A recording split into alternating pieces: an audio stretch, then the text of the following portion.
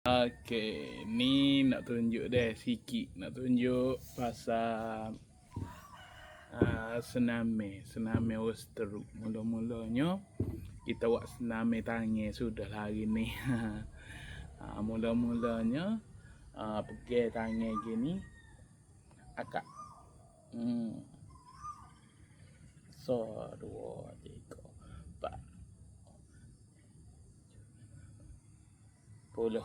Okey, 10 saat. Jadi buat dalam 10. Muka saya ni sebenarnya buat dah tak ni. Lepas tu buat kiri kanan gini. 1, 2, 3, 4, 5 cukup 10. Sama juga galik ni. Cukup 10. Lepas tu pusing tangan, pusing gini. 1, 2, 3 sampai 10. Lepas tu naknya 10 kali. Lepas tu kita tukar kepada ni.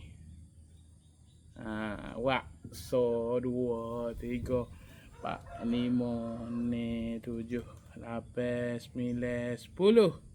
Okey, 10 kali juga. Lepas tu kita buatnya selepas hak ni kita buat hak ni. Okey, 1, 2, 3, 4, 5, 6, 7, 8, 9, 10. 10 kali juga. Lepas tu so lagi. Okey. So lagi, tangan ni dia jadi keras dah. Okey, bila hak ni kita buat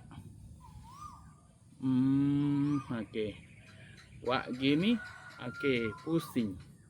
1, 2, 3, 4, 5, 6, 7, 8, 9, 10. Juga 10 kali.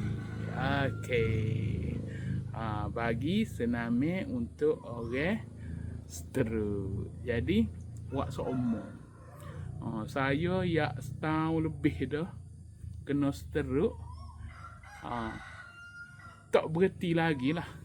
Buat hak ni biar tangan tak boleh gerak pun. Minta-mintanya tak lama lagi boleh gerak.